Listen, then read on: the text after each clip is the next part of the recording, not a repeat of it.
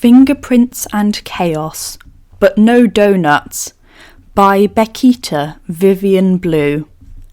Emily Colton had only been working as a night shift receptionist at the police precinct for about a year. Most of her shifts were fairly routine.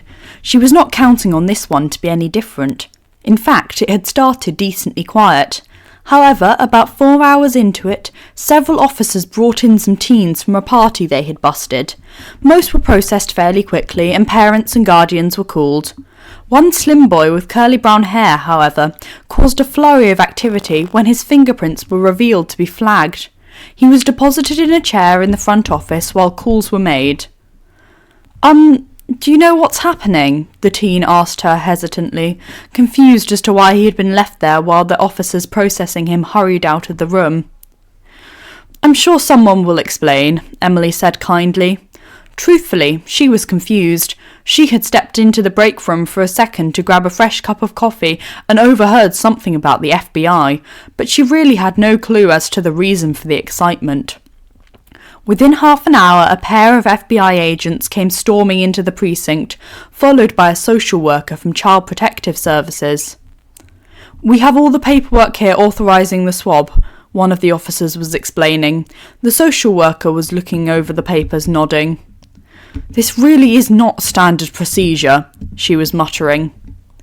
"This is hardly a standard case," one of the agents responded with an edge of sarcasm. "Hello, Peter," the woman said, sitting down beside the teenage boy. Hi," Peter said, his brown eyes wide, taking in the two agents and woman surrounding him. "I'm Mrs. Sanders and with Child Protective Services. These agents here will be taking a sample of your DNA." "Do they have to?" the teen squeaked, seemingly alarmed. "We have a court order," one of the agents stated. "Can I call my lawyer?" the kid protested. A snort came from one of the officers who had brought Peter to the precinct. "You didn't want us to call your guardian, and now you want to call your lawyer?" she scoffed. "Kid, do you even have a lawyer?" "No." Peter petulantly crossed his arms and scowled. "Open up," the agent ordered him. "I'd rather not," the teen muttered. "Peter, it would be much better for all of us if you cooperate," the agent was saying. Emily tried not to be obvious about watching the proceedings, pretending to be busy on her computer, but she couldn't help but be intrigued by the drama, and it was happening in her office. Finally, the teen relented and allowed himself to be swabbed. As the agent finished, the teen twisted in his seat looking towards the entrance. Officers were leading a middle-aged woman with long brown hair and glasses back towards the interrogation rooms. "Why is my aunt here?" Peter questioned, jumping to his feet and turning to watch as the woman was led down the hall. "Just sit tight," Mrs. Sanders told him, gently pushing him back to the seat. "We will be back to explain later." The social worker, followed by the two agents, out of the room, muttering about the irregularity of it all. Not long after, the teen was on his feet again, hovering at the door as a harried-looking man came into view. He was typing on his phone but stopped short when he saw Peter. "Kid, why are you here?" he demanded. The teen opened up his mouth to explain when the man held up his hand to stop him, lifting the phone to his ear and beginning to speak. "I don't know what happened. They just brought her here. Okay, fine, I'll come get you." He turned to leave, but not without pointing to the teen. "I couldn't if I wanted to," the teen muttered, slumping back into the seat. "Do you want anything to eat or drink?" Emily asked, trying to be helpful to the child who was apparently living in her office at this point. He brightened, sitting straight. "Donuts?" Emily's brow wrinkled. "I don't think we have donuts. I think there are some snack cakes or a bag of pretzels in the break room." "No, thank you," the kid said in an obvious attempt to be polite, but then immediately scowled and slouched in the seat, muttering, "What type of police station doesn't have donuts?" She sighed. At least she had tried. They sat in silence for a while, the teen fidgeting, occasionally twisting in his seat to see if anything else was happening, but otherwise silent. After about an hour of this, she took pity on the obviously bored kid and decided to try to get her to know her new office mate. and he did seem destined to spend the entire night with her. "Peter, right?" Emily asked. He nodded and she continued. "My name is Emily. So, how old are you?" 15, he answered, disinterested. He wasn't impolite, he just clearly did not want to be there. "Have any hobbies? Besides hanging out in police precincts," she said, trying to engage him more. I like Lego and science," Peter said. "Where do you go to school?" she questioned, curious. "Midtown," he answered. Emily raised her brows in surprise. "The science school?" she questioned. When the kid nodded, she continued. "Don't you have to be super smart to get in there?" The kid flushed and nodded. "Yeah, I guess so. I just really like science, though." She opened her mouth to ask him more, but was cut off by another round of activity from the hallway. "So, we know the test is a match, but there are procedures that need to be followed," Mrs. Sanders could be heard saying to the agents. "I need to call my supervisor. Don't question him without me, but go ahead and move him to a room. And go ahead and alert them, but remind them that there are procedures. This needs to be done by the book." The woman stepped into an empty room. One agent hurried out of the building, while the other one stepped into the office. "Okay, kid, go ahead and come with me," he said. Peter shot a helpless look at Emily, before looking at the agent. "I'd rather stay here." "Peter," the agent began. "Please," the teen pleaded. The agent let out a sigh of frustration, but nodded. "Fine. Just, can you tell me what you remember about your parents?"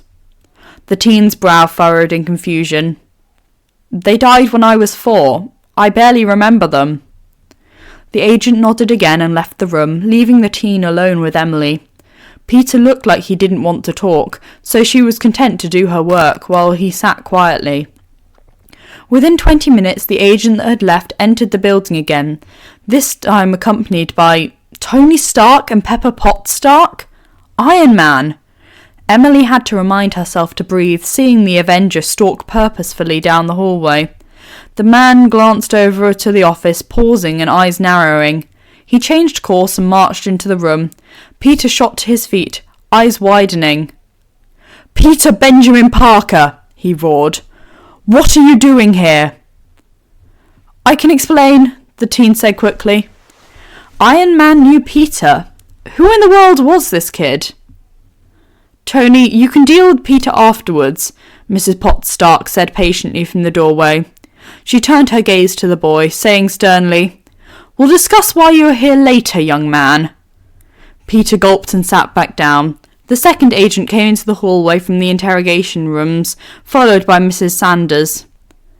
"Mr. and Mrs. Stark, thank you for coming," the second agent was saying. "We called about some teens processed that we picked up at a party earlier this..." "Where is she? I have her lawyer," the harried man from earlier. He was accompanied by another man who was wearing sunglasses and holding a cane. "Happy, I thought you said you were busy tonight. We had to get Cap to babysit Morgan," the billionaire said, raising his eyebrow, voice tinged with confusion. "Boss," the man cried, clearly out of breath. "I am very busy. May was brought in for questioning about a kidnapping." "Kidnapping? I had to get Matt. Please tell me you're here for the kid." "No, although I'd love to know why the kid is here," the Avenger seethed, glaring at the teen who was sinking further down in his seat. "May was brought in about a kidnapping?" Mrs. Potts Stark asked, clearly confused. She turned to the agents. "We were told this was about our missing son. What in the world is going on here, Agent Cole?" "As I was saying," the second agent, Agent Cole evidently, continued, "when the teens were processed, one of the sets of prints was flagged as belonging to your son. We swapped for DNA. At that moment, the social worker noticed the teen was still in the office. She furiously interrupted Agent Cole. "You were supposed to move him out of the office and tell them in another room. This is most irregular." Meanwhile, the teen's eyes had widened at the mention of the fingerprints and DNA, although he also looked simultaneously relieved. Emily wasn't sure what that was about. The Starks looked between the agents, the social worker, and Peter. "Who are you?" The CEO finally asked Mrs. Sanders. Karen Sanders, Child Protective Services, she said nervously. Okay, Tony said slowly. Why is the kid here? As I said, Agent Cole was clearly frustrated with the interruptions. We ran the teen's DNA and it was a match for... I'm your son? Peter yelped, moving closer to Mr. Stark so he could clearly see the other adults. Pete, the man said gently and patiently, we've been over this. You will always be my kid. You're just as much my kid as Morgan and James. No, Dad, Peter argued, shaking his head empathetically. When they brought me here, they fingerprinted me. Then they took my DNA. I'm the teen they're talking about. I'm your son. I'm James. The couple stood frozen, staring at the boy. The harried man's eyes bugged, and he spluttered, You? You? I should have known. You are just like him. This is not proper procedure at all, Mrs. Sanders objected. There are steps that need to be taken before reunification happens. We need to find exactly what the aunt's role is in this. Custody needs to be sorted. We already have custody of him, Tony growled, glaring at the woman. Exactly, the lawyer said firmly. Which also means you can clear my client. Why would she already willingly share custody of her nephew with the Stark family if she had any part in kidnapping him? I'll go get the aunt and tell her the biological parents are here. The agent who had been leading the couple into the building went to retrieve the woman. I'm confused, Agent Cole said, brow wrinkled. How exactly do you have custody of your son if he was still a missing person? It should have been reported if he had been found. He's been my intern since he was 13. We didn't realise he was our missing son, Mr. Stark snapped. We probably should have, the harried man grumbled. So Peter is really our son? Mrs. Potts Stark questioned softly. Agent Cole nodded, and the woman's expression softened.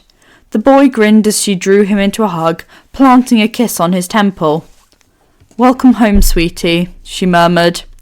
She released him so that her husband could pull the teen into an embrace. The man released him as the other agent returned, followed by the teen's aunt.